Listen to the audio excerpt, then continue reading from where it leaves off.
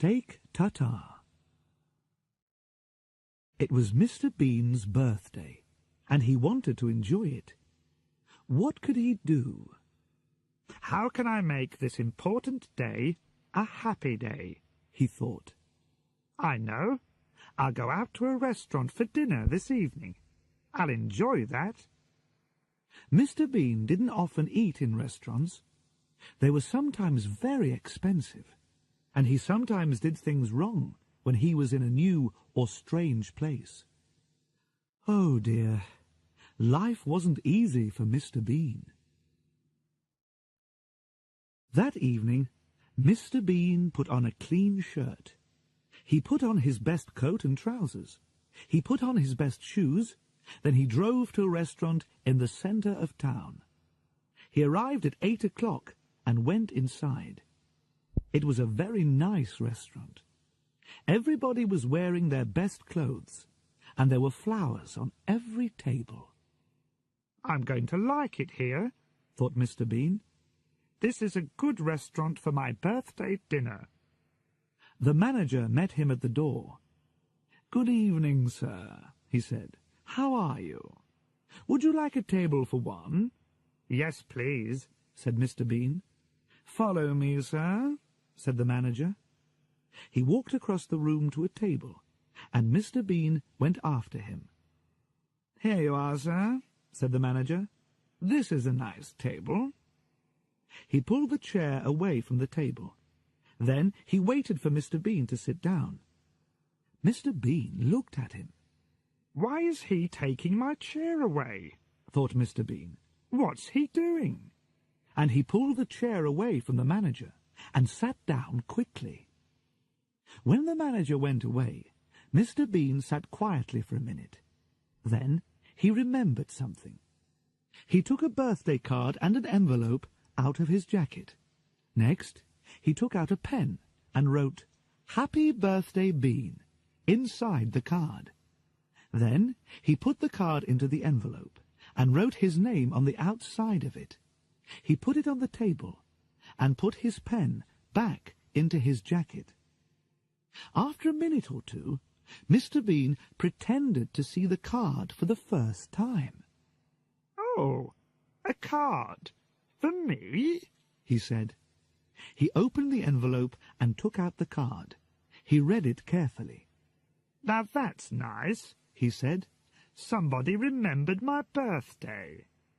And he stood the card on his table. The manager arrived with the menu and gave it to Mr. Bean.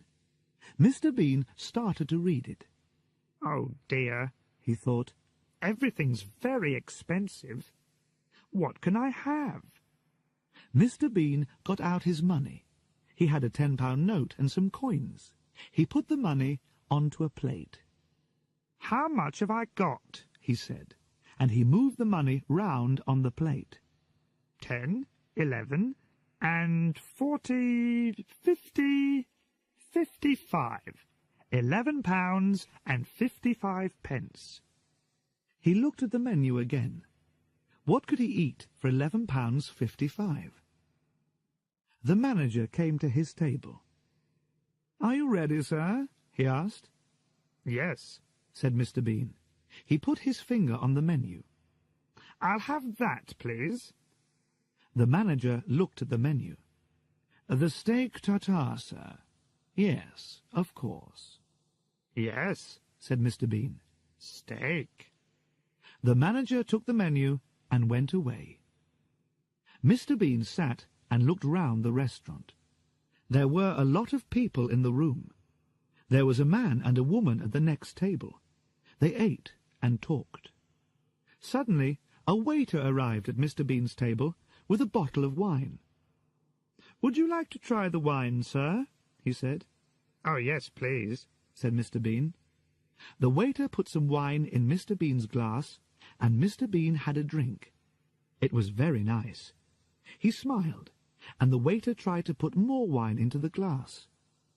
Of course, the waiter was right. First, the customer tries his wine. When he is happy with it, the waiter gives him more wine. But Mr. Bean didn't know this, and he quickly put his hand across the glass. "No, thank you," he said. "I don't drink wine when I'm driving." The waiter looked at him strangely and walked away. He didn't say, "Why did you try the wine when you didn't want it? You stupid man." Mr. Bean took the knife from the table and started to play with it. He pretended to be a bad man. He pretended to push the knife into somebody. But he didn't really want to kill anybody, of course. It was a game. The woman at the next table looked at him angrily, and Mr. Bean quickly moved the knife. Next, he hit the glasses and plate on his table with it. Ping, ping, ping, they went. And after a minute, he played the song Happy Birthday on the glasses. He smiled and thought, "I'm very clever." But the woman at the next table didn't think, "That's clever," or, "Oh yes, that's funny." She thought, "That man's really stupid." And she looked hard at Mr. Bean. Mr. Bean put the knife down and looked at his napkin. "It's a very nice napkin," he thought. The waiter saw Mr. Bean looking at his napkin. He didn't say anything, but suddenly, flick, he opened it for Mr. Bean. "That's clever," thought Mr. Bean. "I'll try that." And he began to move his napkin. Flick, flick, flick. Suddenly, the napkin flew out of his hand. It flew across onto the next table. The woman at the table looked round again, but Mr. Bean pretended not to see her. His face said, "It's not my napkin." A minute later, the waiter arrived with his food. There was a large cover on the plate, and Mr. Bean couldn't see the food. But he gave the waiter the money on the table. Customers don't usually give a waiter money when he arrives with the food, but the waiter didn't say anything. He took the money and put it in his jacket. Mr. Bean was happy. "I'm doing everything right," he thought. The waiter took the cover off the plate and walked away. Mr. Bean looked at the food in front of him. He put his nose near the meat and smelled it. Then he put his ear next to it. "What's this?" he thought. He put some of the meat into his mouth. Suddenly, the manager arrived at his table. "Is everything all right, sir?" he asked. "Are you happy with everything?" Said Mr. Bean. He smiled. The manager smiled too. He walked away, and Mr. Bean's face changed. There was no smile now. "Ah!" he thought. "They didn't cook this meat." But he had to eat it. "I don't want people to think that I'm stupid," he thought, "but I'll never ask for steak tartare again. Never." He pushed his plate away. But then the waiter went past his table. "Is everything all right, sir?" he asked. "Oh, yes," said Mr. Bean. He smiled. "Yes, everything's very nice, thank you." He smiled and pretended to eat some meat. But the waiter went away before Mr. Bean put it into his mouth. "What can I do with it?" he thought. "I can't eat this. Where can I hide it?" Then he had an idea. Carefully, he put the meat into the mustard pot and put the cover on it. "Where can I put some now?" he thought. "I can't eat it, so I've got to hide all of it. Oh, yes, the flowers." He took the flowers out of the vase, but then the manager went past, so Mr. Bean pretended to smell the flowers. Very nice," he said.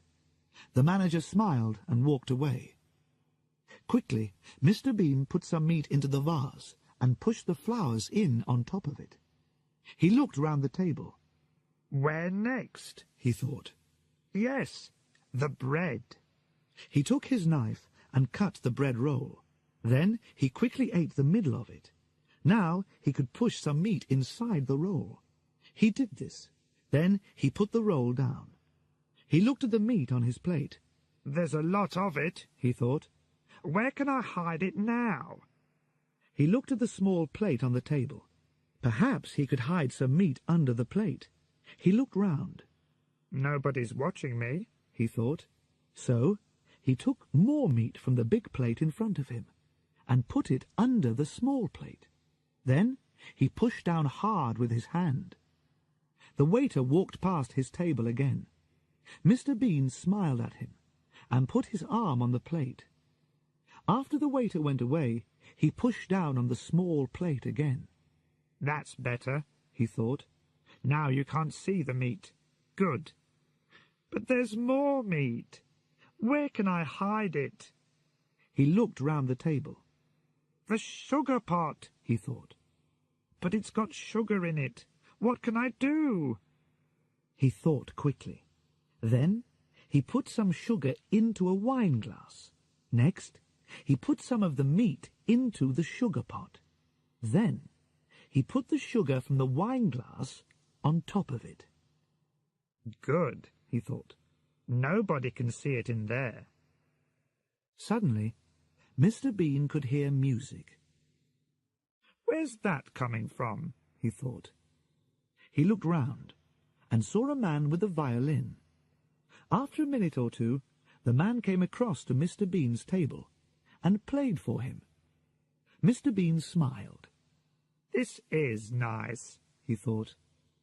Then the man saw Mr. Bean's birthday card, and the music changed. The man started to play Happy Birthday. The people at the other tables looked round when they heard the song. Who's having a birthday, they thought. Then they saw Mr. Bean and smiled at him. Mr. Bean smiled back at them. He pretended to eat some of the meat, but he didn't put it into his mouth. The man with the violin walked round Mr. Bean's table and watched him. He played his violin and waited for Mr. Bean to eat the meat. And he waited and waited and waited. "I'll have to eat some," thought Mr. Bean. "He'll only go away when I eat it." So he put the meat into his mouth, and the man with the violin turned away to the next table. The meat was in Mr. Bean's mouth, but he didn't want to eat it. He wanted to put it somewhere. But where? He looked at the man with the violin. He moved quickly. He pulled open the back of the man's trousers and opened his mouth. The meat fell inside the trousers. He smiled. "That was clever," he thought. The man with the violin moved round the next table. He played a song to the man and the woman. The music was very beautiful. They listened and drank their wine. They watched the man with the violin, so their eyes weren't on Mr. Bean. Nobody's eyes were on Mr. Bean. He saw this, and he had an idea. Mr. Bean quickly took the woman's bag from the floor. He opened it and pushed some meat inside it. Then he put the bag on the floor again. But when he did this, he accidentally put his foot out. The waiter walked past with some plates of food, and he fell over Mr. Bean's foot. The plates fell onto Mr. Bean's table and onto the floor. There was a loud crash, and the people at the other tables looked up quickly. "What happened?" they said. Then they saw the waiter on the floor. "Oh dear," they said. Now Mr. Bean had another idea. Here was the answer to his problem. He moved very quickly. He pushed the meat from his plate onto the table with the other food. Then he pretended to be very angry. "Look, you stupid man," he said to the waiter. "Oh, look at this." The waiter got up from the floor. "I'm sorry, sir," he said. "I'm really very sorry." The manager arrived at the table. "I'm very sorry too, sir," he said. "Oh, the food." "Yes, it's everywhere," said Mr. Bean. "Look, it's in the mustard pot, it's in the bread roll, it's in the vase of flowers." He took the woman's bag from the floor. "And it's in here." He pulled open the back of the violin player's trousers. "And here." The waiter couldn't understand it. "Go back to the kitchen," the manager told him, and the waiter went away. Then the manager turned to Mr. Bean. "Please, sir," he said. "Come with me." "What?" said Mr. Bean. "Oh, yes, all right."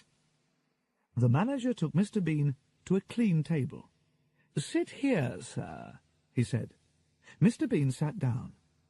"Thank you," he said. The manager opened Mr. Bean's napkin. Then he got the birthday card from the other table. He put it on Mr. Bean's clean table. "Thank you," said Mr. Bean.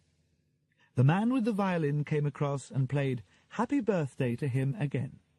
Mr. Bean smiled. Now everything was all right.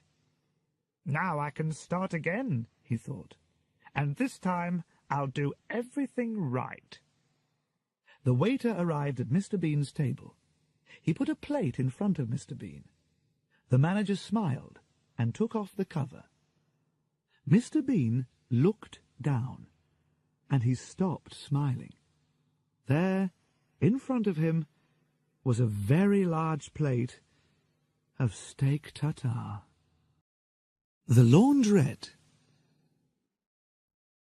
A lot of Mr. Bean's clothes were dirty.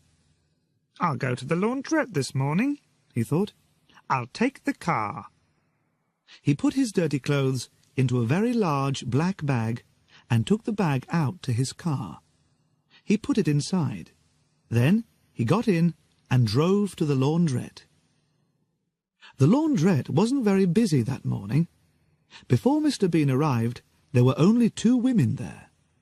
The younger woman was with the laundrette manager.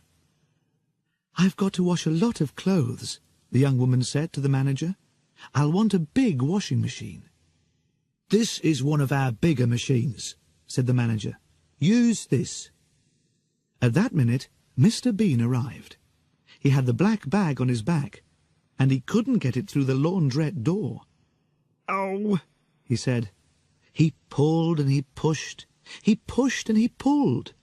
In the end, he got the bag inside. He took it across to one of the washing machines. "Money," he thought. "I want 2 one-pound coins for the washing machine." He took 2 one-pound coins out of his jacket and put them on the top of the machine. But then Mr. Bean saw a note above the washing machine. Machines now cost £3. "Oh, no," thought Mr. Bean. "Have I got another one-pound coin?" He looked in his jacket and his trousers, but he could only find a 5-pence coin. He put this on top of the washing machine. Then Mr. Bean remembered something. He did have another 1-pound coin. But he looked round. The young woman was next to the big washing machine. Mr. Bean saw her putting some clothes into it. The laundrette manager was busy in his little office. "Nobody's watching me," thought Mr. Bean. "Good." He opened the front of his trousers. Then he started to pull out some string. The young woman turned suddenly and saw Mr. Bean pulling the string out of his trousers. "What is that man doing?" she thought. Mr. Bean saw her looking and turned away quickly. But now the older woman looked at him. Her eyes opened wide. "That's a strange man," the woman thought. "He's got string inside his trousers." On the end of the string was some paper, and inside the paper was a 1-pound coin. Mr. Bean smiled. He took the coin out of the paper and put it on the top of the washing machine. Then he put the 5-pence coin back into his jacket. Next, he opened the washing machine. A man came into the laundrette with a bag of dirty clothes under his arm. He was young and strong. When he saw Mr. Bean, he smiled. But it wasn't a nice smile. He didn't say hello or good morning. He pushed Mr. Bean away from the washing machine. "What?" began Mr. Bean. Then the young man pushed Mr. Bean's 1-pound coins onto the next machine. Mr. Bean was angry. He turned round to speak angrily, but then he saw the young man taking a white karate suit out of his bag. "A karate suit," thought Mr. Bean. so he can fight. Perhaps I won't say anything. The young man pushed his white karate suit into the washing machine. Then he put some money into the machine and sat down on a chair. He took a magazine out of his bag and began to read. Mr. Bean started to put his clothes into his washing machine.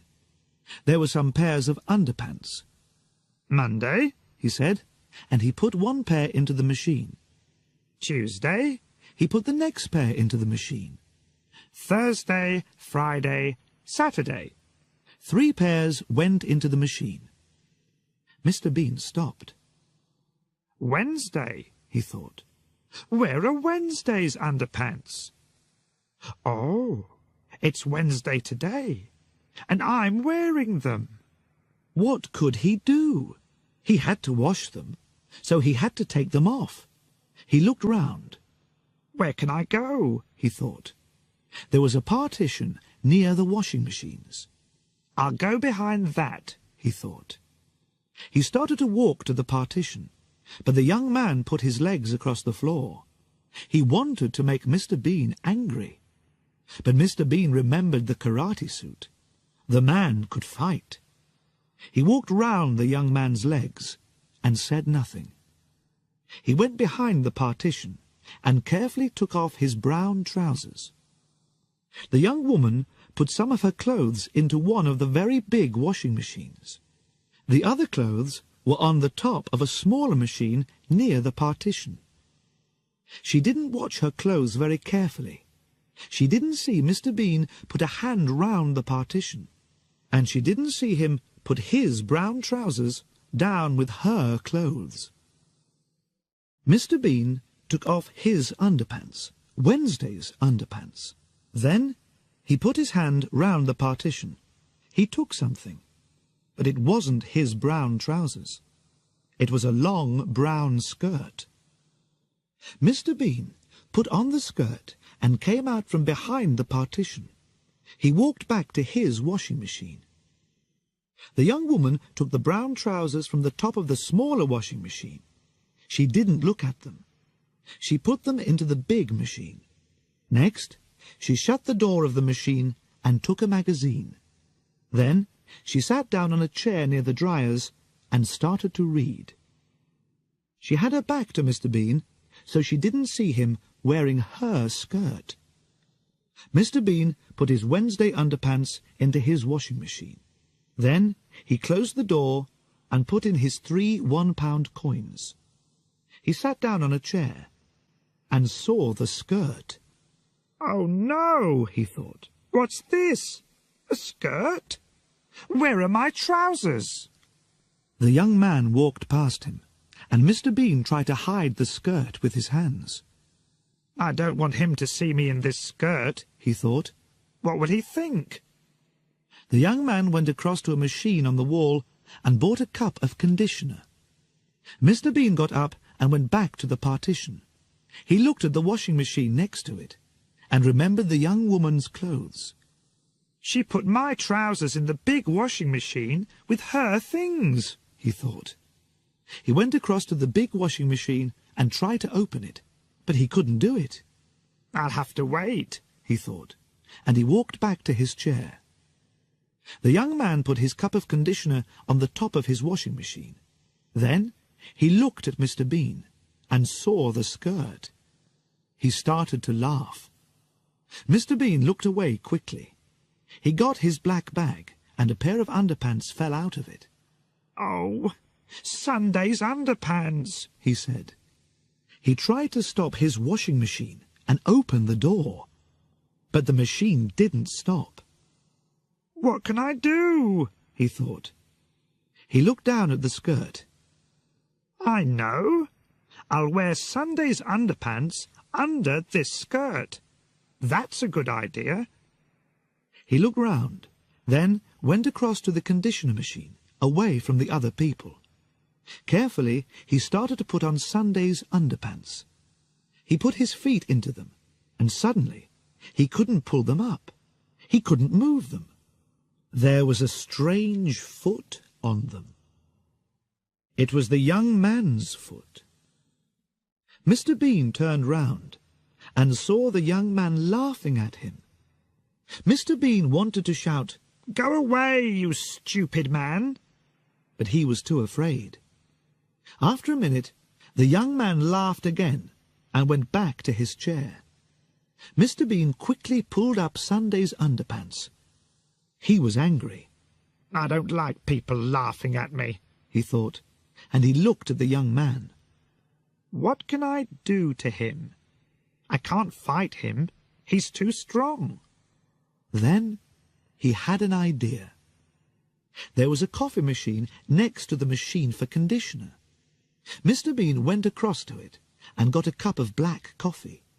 He smiled and walked back to his washing machine with the coffee. The young man's eyes were on his magazine. He didn't look at Mr. Bean or the washing machine.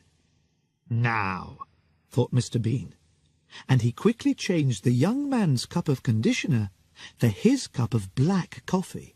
Then he carried the cup of conditioner to his chair and sat down. He smiled. "That will teach him a lesson," he thought. After a minute, the young man stood up and went to his machine. He had to put the conditioner into it now. He stood next to the machine and laughed at Mr. Bean's skirt. So he didn't look at the cup when he put the conditioner into the top of his washing machine. But of course, it wasn't conditioner. It was black coffee. Mr. Bean tried not to laugh. The young man sat down in his chair again and looked across at his washing machine. There was a window in the door, and the young man could see his white karate suit going round and round in the water. But the suit wasn't white now. It was brown. "What?" he shouted. He jumped up. He ran across to the cup and looked inside it. Then he put it to his nose and smelled it. "Coffee!" he shouted. Then he looked across at Mr. Bean. "Did you—" Mr. Bean didn't answer, but his face said, "Who? Me?" He pretended to drink his cup of coffee, but it wasn't coffee. It was conditioner. The young man went to find the laundrette manager. Mr. Bean stopped drinking and said, "Ah!" The young man showed the brown karate suit to the laundrette manager. "What's wrong, sir?" said the manager. "This karate suit was white when I came in here," said the young man. "Now look at it." "What did you do to it?" said the manager. "Me? I didn't do anything to it," said the young man angrily. He pulled the manager across to his washing machine.